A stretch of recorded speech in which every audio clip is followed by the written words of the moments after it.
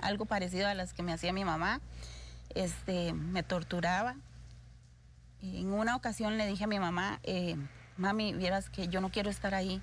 Y me dice, siga, así es la vida de las mujeres. Entonces yo me imagino que mi vida en ese tiempo era la vida de ellos manejaban mi vida, entonces yo hacía lo que me decían. Pasó como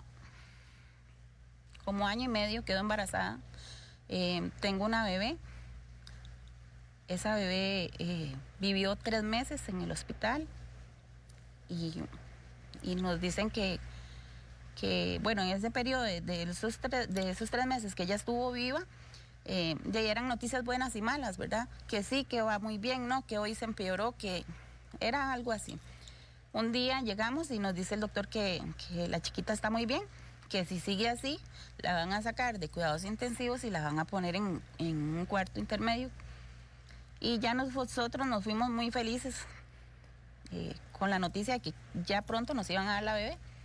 Llegamos un día al hospital, el día siguiente, perdón, y le preguntamos al doctor que cómo está la gorda y me dice, bueno, no sé, él no me dice nada, él se pone muy nervioso y me dice, la chiquita murió. Entonces yo me quedo como, esos baldes de agua, ¿verdad? Claro. Y me agarra mi esposo de la mano y me dice, vámonos para la casa y no llora. Y nos montamos en un taxi, nos fuimos para la casa y yo iba en el taxi así viéndolo, porque él iba serio. Y yo lo vi, yo no lloraba, porque yo no podía creer lo que estaba pasando. Yo no lloraba, llegamos a la casa, yo me quedé en la casa y él se fue a la casa de la mamá. Me dijo, ya vengo. Y yo decía, ¿se habrá muerto la bebé? O sea, esto es verdad lo que me está pasando. Él no llegaba, entonces yo me voy para el cuarto para la casa de la suegra y lo veo que él está con mi suegra llorando. Entonces ya yo ahí caí en razón de que sí, que la chiquita se nos había muerto. Entonces ya yo sí comencé a llorar y ver la realidad. Llamé a mi mamá y a mi papá, y les conté y ellos vinieron a ayudarnos. En ese momento económicamente nosotros estábamos muy mal. Ellos me ayudaron a comprar la cajita y una señora nos regaló la ropa. Bueno, eso fue un tiempo muy triste para mí porque yo tenía la necesidad de querer un hijo. Es más, yo decía, yo quiero tener, cuando quede embarazada, un hombre, para que ese hombre me cuide y me proteja. Yo siento que es lo que yo decía, como alguien que me quisiera.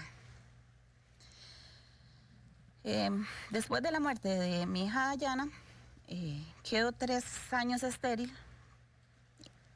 A los 3 años quedo embarazada. 19 años aproximadamente. Ajá. Quedo embarazada y lo pierdo. Vuelvo a quedar embarazada y lo vuelvo a perder. Era un parto de gemelos, los vuelvo a perder. A los 21 años pude volver a quedar embarazada de mi hija Rachel. Después de Rachel, gracias a Dios todo salió bien con ella, no había complicaciones. Ya comencé yo como a ver la felicidad con ella, porque ella era mi compañerita, ¿verdad? En ese momento. Después de Rachel, a los 6 años, sí, porque Rachel estaba en el kinder, vuelvo a quedar embarazada. Todo ese tiempo era un tiempo de violencia. Uh-huh. Todo seguía violento con mi esposo. Nada más que mi esposo se había encontrado un trabajo donde lo mandaban de gira. Entonces él se iba de gira y yo me quedaba sola en la casa. En los tiempos que yo quedé estéril, yo volví a meterme en los bomberos. Y logré ser bombera voluntaria.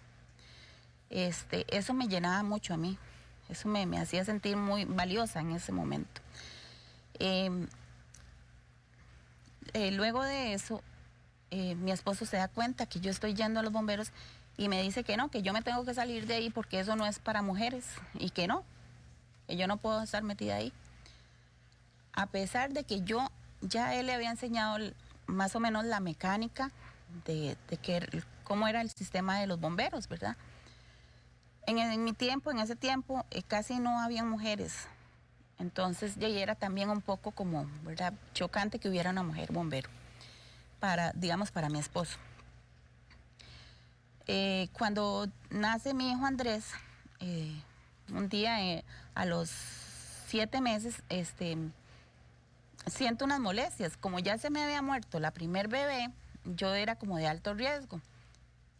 Llego al San Juan de Dios y me revisa el doctor y me dice que sí, que el bebé está vuelto, que me van a hacer un monitoreo, que vaya al tercer piso. Ahí me lo hacen, me voy para el tercer piso, me comienzan a alistar para hacerlo. Una enfermera que estaba ahí hizo una oración por las que estábamos ahí embarazadas, una oración muy linda.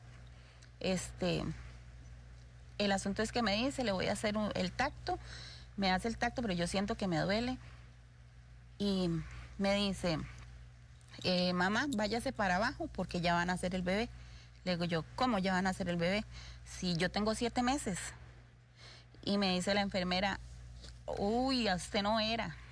Era aquella otra señora que yo le tenía que hacer la separación de membranas. Me dice, váyase, váyase. Ella se asustó mucho, ¿verdad? Me dice, váyase para donde el doctor a emergencias. Y le dice lo que pasó. Cuando yo llego ya donde el doctor, ya yo iba con contracciones. Por supuesto. Y me dice, ya le cuento al doctor lo que pasa. Y me dice, no, usted no puede tener el bebé. El bebé está con la cabecita muy suave. Todavía no puede tenerlo. Ya yo me comienzo a asustar. Digo, yo otra vez, más que ya me había dado cuenta que era un hombre, ¿verdad? Yo deseaba tener un varón. Entonces el doctor me pone un medicamento para que no tenga el bebé, para retenerlo.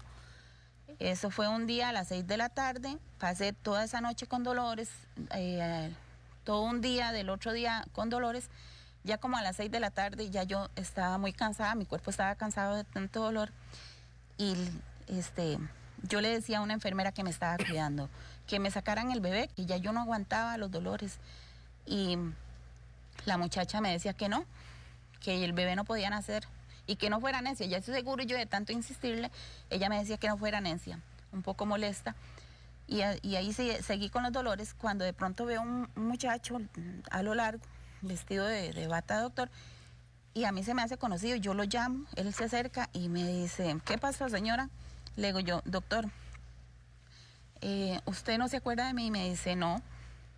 Le digo yo soy la macha del colegio. Y me dice, ah, sí, ya recordé. ¿Y qué pasó? ¿Qué es lo que tienes? Y le digo yo que ya le contaron, la enfermera le contó la historia y entonces el doctor le dice, póngale un medicamento para que tenga el bebé. Le dice la enfermera, no, porque la orden es que ella no lo puede tener. Y él le dice, póngale el medicamento, yo me hago responsable. Cuando me ponen el medicamento, el bebé nació. Ese es mi hijo Andrés. Andrés cuando nace todo moreteado, el cuerpo, la cara, los ojitos. No fue por cesárea, ¿no? No, todo moreteado y entra en paro. Ese fue el primer suceso con Andrés. Ya pasa, lo dejan internado, lo sacan del paro, lo estabilizan y me lo dan. Ya yo me lo llevo para la casa a los días, porque duró varios días internado. Me lo dan, Andresito, a los 5 años. Él siempre andaba conmigo trabajando y él a veces, veníamos mucho aquí al mercado mayoreo y muchas veces me decía, mami, estoy cansado, me duelen las piernas. Yo le decía, Andrés, usted ya tiene 5 años, yo no lo puedo andar alzado, usted está grande. Y él sucesivamente me decía eso. Pero yo no pensaba que fuera algo malo. Sí, yo varias veces por el cansancio en las piernas, yo lo llevé al doctor, a la clínica, y ahí me decían que era normal, que era por los huesos que le estaban creciendo. Entonces ya yo hacía caso a eso. Un día me dice Andrés que un día no se levanta, él no quiere levantarse. Y yo, qué raro, si él es muy comelón. Y le digo, Andrés, ¿no va a tomar café? Y me dice, sí, hágame el café. Entonces yo me levanté, hice el café. Cuando yo lo serví, le dije, Andrés, venga a tomar café. Y me dice, mami, es que no puedo caminar. Dije yo, no sea payaso, venga. y no vino, entonces me fui a verlo. Cuando yo lo levanto de la cama, lo pongo de pie y las piernitas Doblado. se desvanecían. Entonces yo me asusté mucho, yo dije, no, yo voy a llevarlo, ya no lo llevo a la clínica, voy a llevarlo al hospital de niños.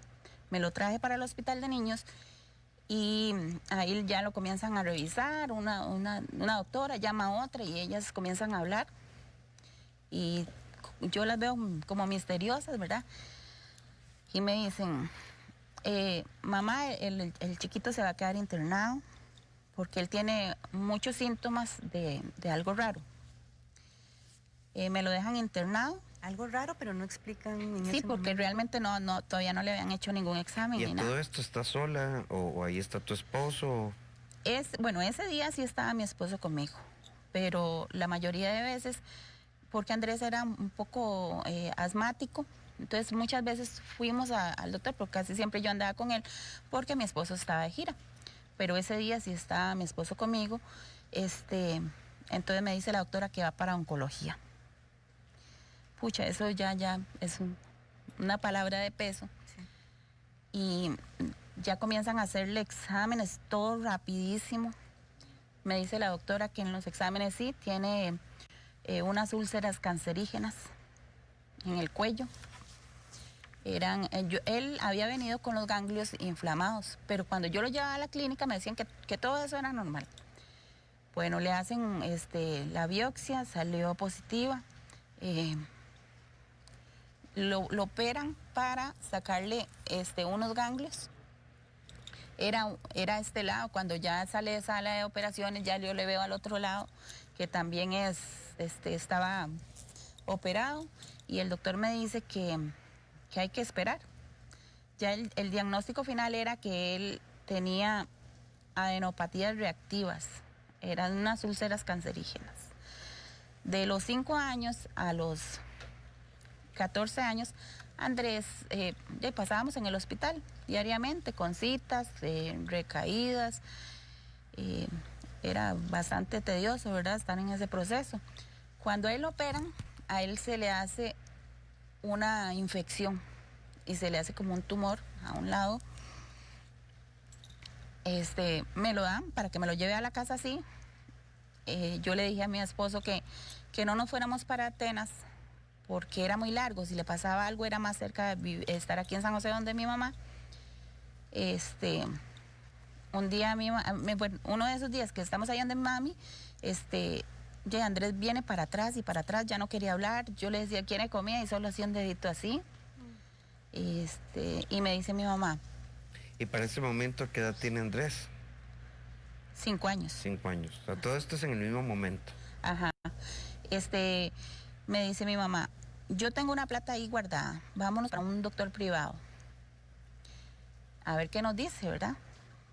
Nos lo llevamos al doctor privado, me pide la epicrisis de lo que le había pasado a Andrés, ¿verdad? A ver qué decía. Le damos el papel y vuelve a ver el papel y me dice que por Andrés no hay nada que hacer. Que ya nosotros sabemos que él está listo para morirse, así me lo dice. Entonces yo me asusto, no me asusto, se me vino el mundo encima. Y yo dejé el doctor hablando solo, me salí, me puse a llorar. Digo yo, pero ¿cómo nadie me dijo esto en el hospital de niños? Que él se estaba muriendo, o sea, que me lo habían dado para que se me muriera. Ya el doctor me dijo que lo único que podía hacer era darme un medicamento para quitarle el dolor y que muriera sin dolor. Nos fuimos de nuevo para la casa de mi mamá, súper tristes todos. Porque claro, todas las emociones que pasan en una mamá en ese momento. Algo que no esperábamos, ¿verdad? Ese mismo día, en la noche, le digo a mi mamá, no, yo voy a llevarme el chiquito para el de niños otra vez. Y me lo llevé. Cuando estábamos ahí, la doctora que me atiende me dice que por qué yo no llevé el chiquito antes. Le digo yo, doctora, yo lo traje y me dijeron que este proceso de la operación era normal. Me dice, no, vamos a internarlo otra vez. Ya nos explican que donde se le hizo esa infección, la infección le estaba envenenando el cuerpo y que ya no lo podían volver a abrir aquí porque habían unos vasitos capilares muy importantes que ya no podían tocar. Nos nos dejan internados, Andrés comienza ahí con un medicamento a ver si le hacía algo, pero no era la gran ayuda, ¿verdad? El medicamento. Andrés un día le dice al papá que él quiere un inflable de los que vendían antes ahí afuera en el hospital.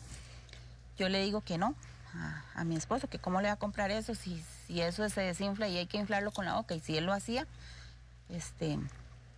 le iba a perjudicar. Mi esposo me dijo, si es lo último que le puedo comprar a él, yo se lo voy a dar. Entonces ya entramos ahí como en polémica. ¿Y el diagnóstico del médico privado coincide? Cuando vos lo llevas a emergencias, ¿te dan el mismo pronóstico o no? Ahí no te dicen. No, ese día que yo hablé con la doctora en el de niños, yo le dije, ¿por qué ustedes no me dijeron? Y un poco molesta, que el chiquito se me estaba muriendo. Y me dice, no señora, eso no es así, es que ahí dice eso, pero no es así. Entonces, bueno, ya me calmé un poco porque le vuelvo a creer a la doctora que no es así. Volviendo al tema de lo que mi esposo le quería dar a Andrés, una de las noches que mi esposo se queda cuidando a Andrés,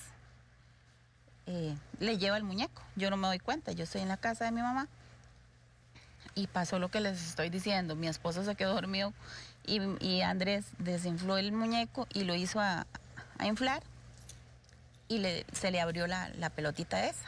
Entonces todo eso malo que tenía ahí, a él le salió.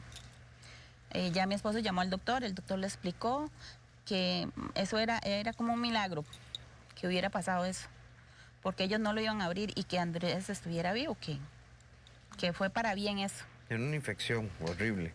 Sí, era una infección, pero como le habían sacado los ganglios cancerinos, por ahí iba el asunto.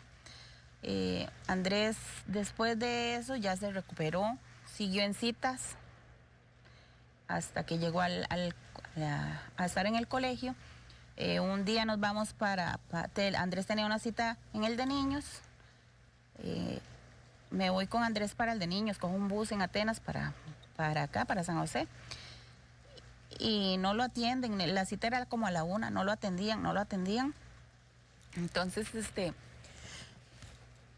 mi hija me llama y me dice, mami, ¿a dónde está usted? Le digo yo, en el de niños. Me dice, espéreme ahí porque estoy un poquito enferma y me mandaron para la casa del trabajo. Le digo, ya sí, véngase. Y de aquí nos vamos todos para la casa.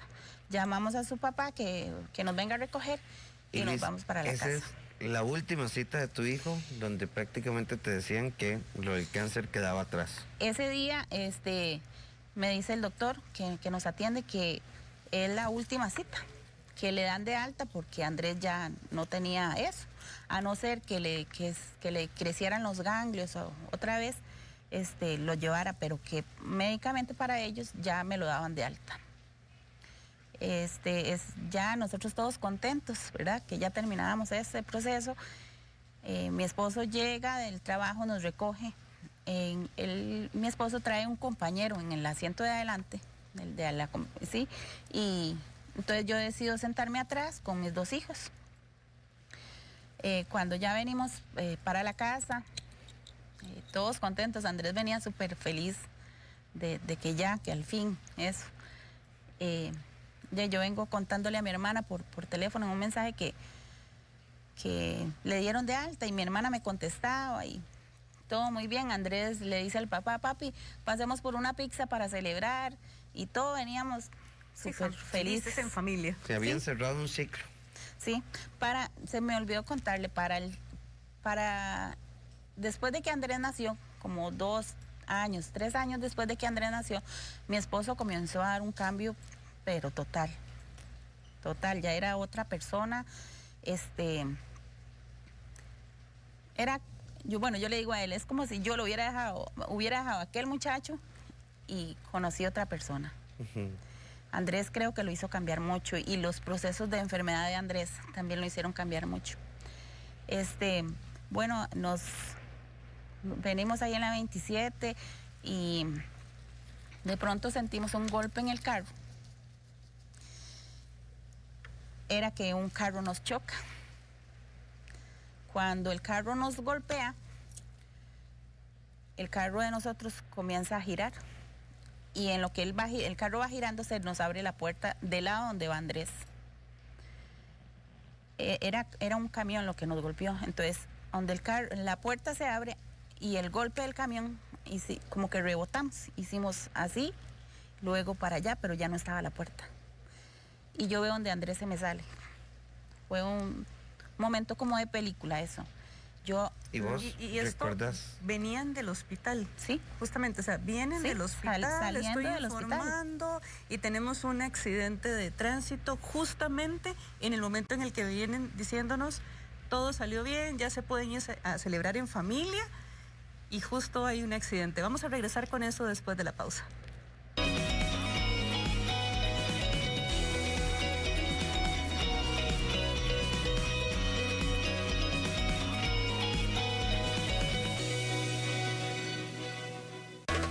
Este lunes, Va a estar increíble, tenemos una sesión de fotos en vivo. ¿Qué les parece? Pero además hablaremos, papaya, sobre esos momentos donde uno dice, trágame tierra, ¿qué estoy haciendo? El lunes a las 4 de la tarde, no se lo pierdan. Esto pasa todos los días en el programa. Todos los días. La papaya. La o el papaya de chisme. eso, sí. Yo tengo que ver esto todos los días. Exacto. O sea, esto está muy bueno.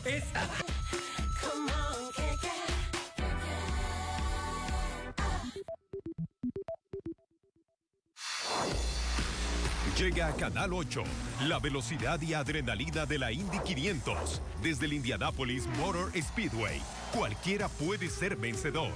A 350 kilómetros por hora nada puede fallar. Por eso esta es la carrera más prestigiosa del campeonato. Este domingo 23 de agosto a las 3 de la tarde, la podés disfrutar solo por Canal 8, la casa de las 500 millas de Indianápolis.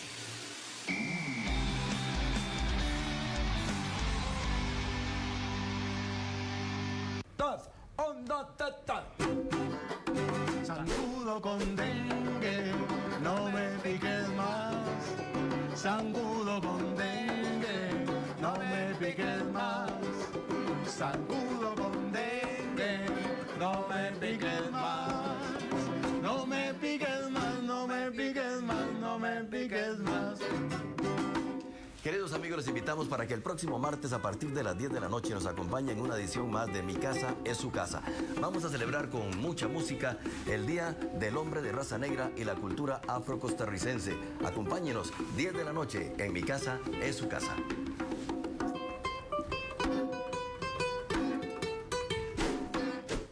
Zancudo con dengue, no me piques más. Zancudo con dengue.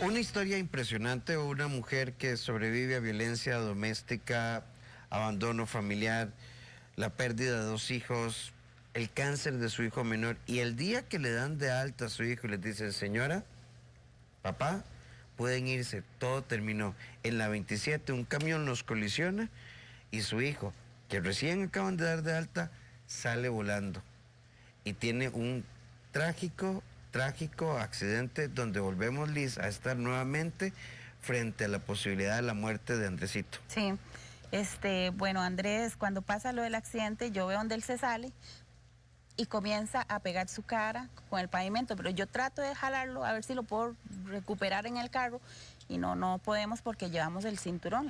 Mi hija va a la par mía y las dos hacemos, pero más bien nos estorbábamos para agarrarlo. No pudimos agarrarlo.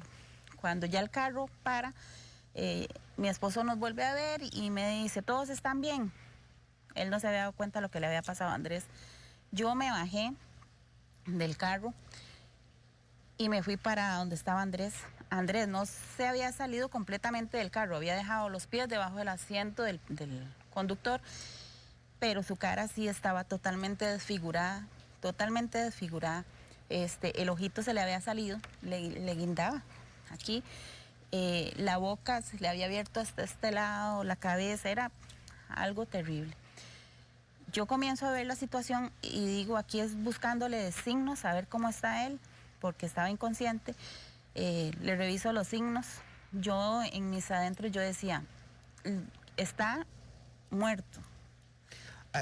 En esta misma línea vos nos dijiste una frase que creo que es clave, cuando vos dijiste, ahí decidí ser bombera y no mamá.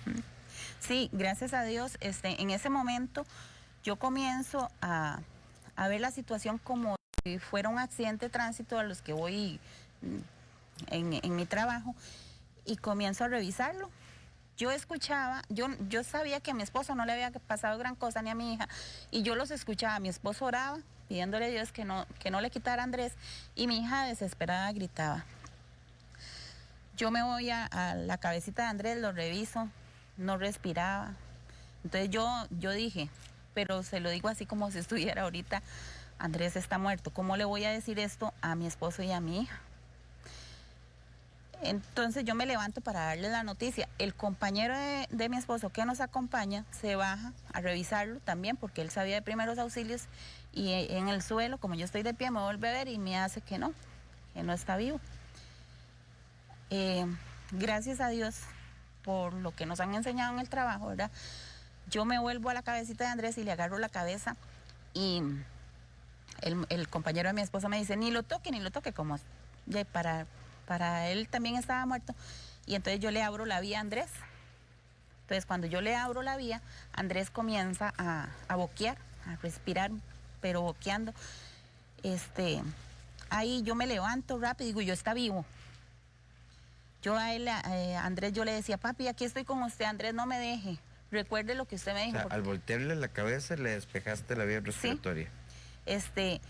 Yo le decía a él, porque yo siempre le he dicho a Andrés, vieras lo que yo le pedí a Dios, un hombre, que me cuide. Y siempre le decía, usted me va a cuidar. Y él me decía que sí, más pequeño, él me decía que sí, que siempre me iba a cuidar.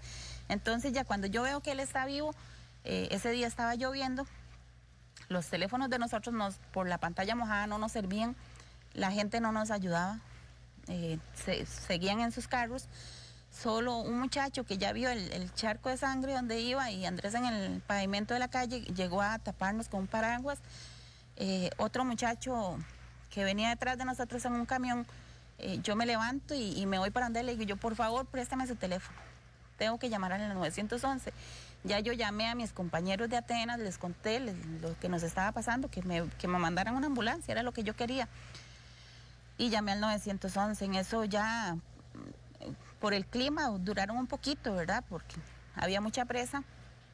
Por un lado llegó la Cruz Roja y por el otro llegaron mis compañeros de Atenas a ayudarme y a darme apoyo. Yo sabía en mis adentros, yo sabía que Andrés iba muy mal. Ya nos montamos en la ambulancia para el hospital de Alajuela y yo comienzo a revisarle todo, ¿verdad? Y me decía el cruzrojista que qué estaba haciendo yo, que lo dejara quieto. Y le digo yo, no, yo soy bombero, yo lo estoy revisando, que no tenga ninguna otra lesión en las piernas. Entonces ya se me queda viendo así asustado y me dice, ok, ayúdeme con eso.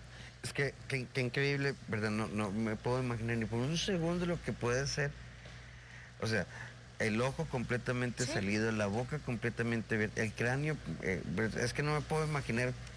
Eso es admirable, ¿verdad? Para tener esa racionalidad. De tu hijo, porque no es de llegué a un accidente de tránsito atender cualquiera. A un tercero. ¿Verdad? Es atender a mi hijo. Yo le agradezco a Dios que me dio, en ese momento me dejó actuar así, no como mamá, porque una mamá se bloquea, ¿verdad? Claro. Se desespera. Bueno, llegamos al hospital de Alajuela, lo meten a sala de shock y como a los 3 minutos sale una doctora y me dice, Andrés va para el México porque aquí no lo podemos tratar porque él tiene tantas lesiones tan graves que es imposible verlo aquí, va para al México. Váyase usted aparte porque no puede viajar con él porque la ambulancia va llena de doctores y no hay campo para usted. Se lo llevan, yo me voy en un carro de mis compañeros que llegó a apoyarme ahí, como ya sabían, ¿verdad?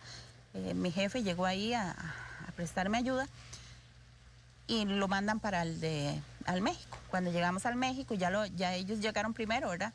Por las sirenas y todo les dieron más rápido campo. Cuando yo llego y le pregunto al doctor, él me dice que que Andrés su vida no es compatible, perdón. Que sus lesiones. Ajá. No son compatibles con que la no, vida. exacto.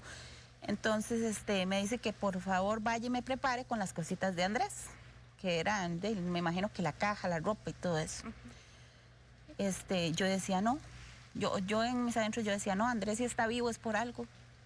Él no se me va a morir.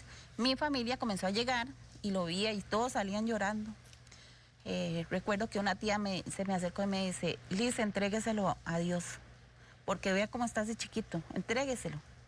Y yo decía, no se lo voy a entregar porque es mío, Dios me lo dio a mí. Me dijo el doctor que Andrés lo más seguro es que no aguantaba las 72 horas. Pasó ese tiempo, siguió ahí. Luego me dijeron que ya estaba entubado, que al haberlo entubado le iba a agarrar una infección. Y así fue, le agarró la infección. Había un doctor ahí que lo golpeaba en el pecho y le decía, Andrés, responda, aquí están sus papás. Y ya, y no, nada. Andrés superó las 72 horas. Andrés estuvo ahí en el hospital como mes y resto. Todo ese mes estuvimos en el hospital ahí viviendo. Vivíamos en una buseta que una hermana me prestó en el parqueo. Gracias a Dios todo se dio y los guardas ya comenzaron como a conocernos, ¿verdad? Que nos habían puesto la familia de la 27. Porque Andrés era un niño todavía que estaba en el hospital de grandes. Por la edad ya no lo atendían en el de niños. Entonces ahí mis hermanos llegaban con comida y muchos amigos, compañeros de mi esposo también llegaban y nos regalaban algo de dinero porque pasar 3 personas, mi hija, mi esposo y yo ahí, a los días ya el dinero no nos alcanzaba para almorzar, a veces para viajar a donde mi mamá, bañarnos o sentirnos un poco más cómodos. Pero Dios siempre nos mandó personas que para mí son ángeles que nos ayudaron. Un día muy cansado, ya de tanto estar en el hospital tan cansado, ya las piernas se le cansan a uno y yo decía, ir a agarrar el bus, caminar para ir a agarrar el bus. Cuando de pronto vi un primo que me lo topo de frente y lo llamo y me dice, Liz, vengo a llevármela para llevarla a la casa. Digo, yo solo Dios puede mandarme este ángel, sabiendo cómo me siento y bueno, ya fuimos a la casa de mi mamá, nos cambiamos y de regreso al hospital. Andrés comenzó con operaciones de reconstrucción. Tuvo una muy complicada que el doctor nos dijo que iba a durar 19 horas, que era sacarle. Andrés perdió todos estos huesitos de la cara. El ojito se lo pudieron volver a poner, pero no sabíamos si iba a poder ver, ¿verdad? Porque todo esto lo tenía tapado. Pero la operación de las 19 horas era para sacarle los pedacitos de hueso que se le habían metido en el cerebro. La doctora nos dice que es una operación muy dura porque pueden ocasionarle más lesiones. Le hicieron la operación, gracias a Dios, duró como 7 horas esa operación, con todo el susto del mundo, porque Andrés, si le sangraba la operación era algo fatal, nos dijo el doctor. Luego de eso, que termina esa operación, nos vuelven a decir que cuando le hacen los exámenes, notan que hay más pedacitos de hueso y que otra vez, ¿verdad? Pero ya la segunda operación fue menos peligrosa o fue más rápida, ¿verdad? Porque ya eran menos huesitos que habían que sacar. Claro, igual implicaba un riesgo, pero no igual al primero. Y bueno, ahí comenzamos el proceso de que Andrés iba cada vez para adelante. Un día en cuidados intensivos, yo le hablaba a él, el inconsciente, yo le hablaba. Y un día yo le dije, Andrés, mueva, si usted me escucha, Andresito, mueva un ojo o mueva un dedito. Y yo veo que hace la planta del pie así. Y me voy parando el doctor, le digo, doctor, ¿se movió? Y me dice, no, señora, él no se movió. Eso es lo que usted quiere ver que él haga, pero él no se va a mover. Y entonces me devolví. Digo yo, qué raro, pero yo sí vi que se movió. Y comencé a hablarle otra vez y le hablaba, pero ya no se movía. Al día siguiente le vuelvo a hablar y veo que el doctor está de largo viéndome. Y entonces le digo yo, papi, mueva los deditos. Y mueve un pie. Entonces, yo vuelvo a ver al doctor para que viera que sí, que no era visiones mías, y me hace que sí. Y entonces me llama, me dice, muy bien, dice, él sigue órdenes suyas, pero de nosotros no.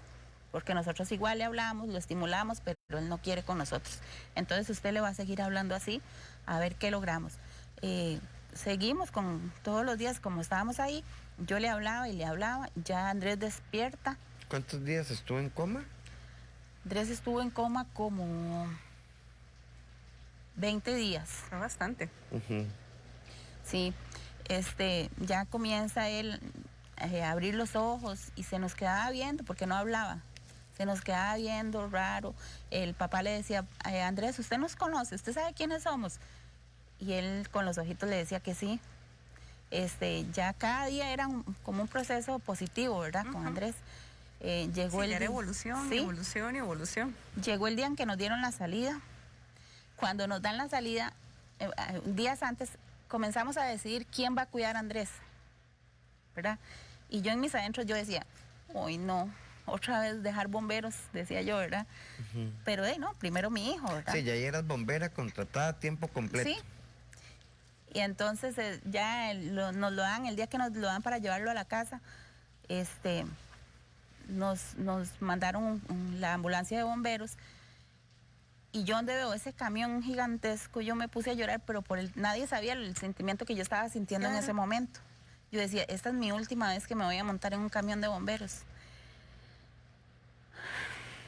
Entonces, ya nos vinimos para la casa, los vecinos nos habían preparado una bienvenida con Andrés. Andrés, cuando llegamos a la casa ese día, no caminaba ni hablaba. Llegó el mejor amigo de él, ¿verdad? Y donde lo ve, el chiquito se impresiona mucho de ver a Andrés como estaba. Y entonces se pone a llorar. Y entonces Andrés, entre labios así medio dijo, tranquilo, yo estoy bien, no llore. Pero para nosotros fue una gran alegría, claro, porque nos habían dicho que Andrés no iba a caminar y no iba a hablar. Hoy, Liz, porque el tiempo empieza a ganarnos un poquito, hoy 4 años después, ¿cómo está Andrés? Porque el pronóstico era súper negativo. ¿Qué pasó con la vista? ¿Qué pasó con su habla? ¿Qué pasó con su capacidad de caminar? Con todo, Andrés. Bueno, Andrés es un muchacho ahorita de 18 años. Es una persona súper positiva. Es un hijo ejemplar. ¿Habla bien? Habla bien, camina bien. ¿Y la vista? Le salvaron el ojito. Hicieron magia con Andrés, hicieron magia definitivamente, porque Andrés es un hijo súper especial. Es así como el alma de la fiesta en la casa. Él siempre nos anda sacando sonrisas de todo. Ahora, el lunes, a él le quedó un huequito, entre tantos huequillos que le habían quedado en las operaciones, le quedó un huequito que por ahí está perdiendo el líquido del cerebro.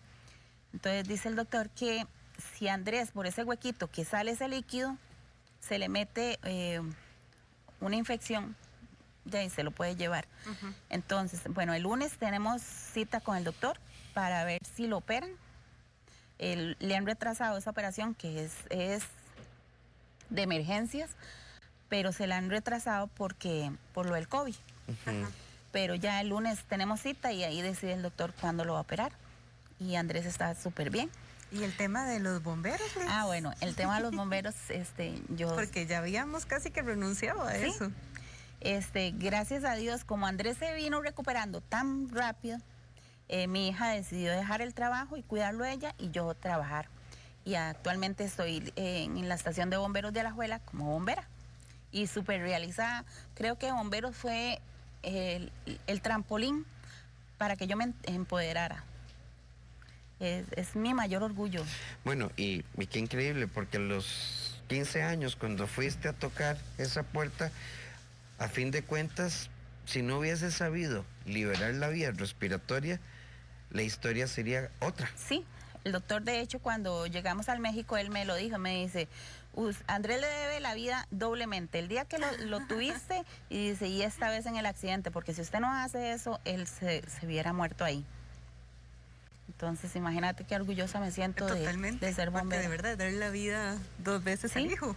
Y yo digo, por algo yo tenía que luchar por ese sueño, ser bombera. ¿Y hoy Andrés qué hace? Andrés está estudiando porque perdió un año en el del proceso. accidente y ahorita está. Ah, bueno, esa es otra. Me dijeron que él había quedado con un nivel de aprendizaje por el golpe en la cabeza de un niño de menos de primer grado de escuela y está en 5º año. Él está en 5º año ahorita. Entonces, Y dentro del rango de tiempo esperable. Totalmente. ha superado todo. Totalmente, para todo lo que han pasado, para todas las experiencias que han vivido y demás, impresionante. En casa hay mucha gente que dice, yo no puedo, a pesar de todas las circunstancias, es que es tanto, y yo lo intento, pero no puedo. ¿Qué mensaje dejas para ellos? Bueno, yo aprendí de esto que con las situaciones que me han pasado, he aprendido a decirme a mí misma, si hay vida, hay esperanza. Y si uno tiene un sueño, no importa, aunque se le cierren 1000 puertas, habrá una que abra. Entonces, uno tiene que ir detrás de esa puerta y cumplir sus sueños. Qué bonito también, porque tu historia, afortunadamente, digamos, hay un cambio en tu relación de pareja, tu esposo da un giro. Totalmente. Pero para las mujeres que sufren procesos de violencia intrafamiliar, violencia doméstica, qué bonito saber de que sí se puede.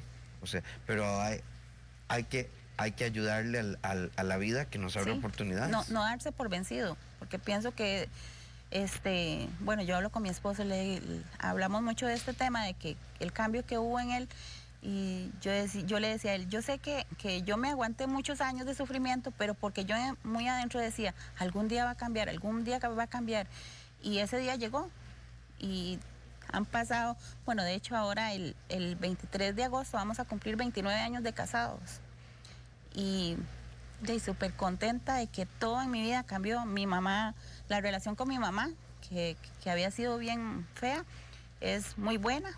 No la culpo de lo que hizo, porque ella venía viviendo un mundo así.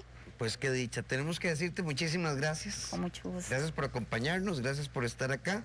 Y bueno, invitarlos a todos ustedes a que se conecten con nosotros el próximo lunes, porque tenemos la historia de Fiorella, una historia impresionante, una mujer que le trasplantaron ambos pulmones. ¿Qué pasó? ¿Qué vivió? Y esto es una realidad. Tienen que verlo porque sigue siendo una gran luchadora. Historias de vida que nos inspiran, historias de vida que nos motivan, historias de vida que de verdad nos invitan a seguir moviéndonos. Así que los esperamos el lunes, 6 de la tarde, Canal 8 y Ahora Que. Muchísimas gracias, Liz. Gracias, Liz. Un abrazo. Y gracias a ustedes. Que pasen un maravilloso fin de semana.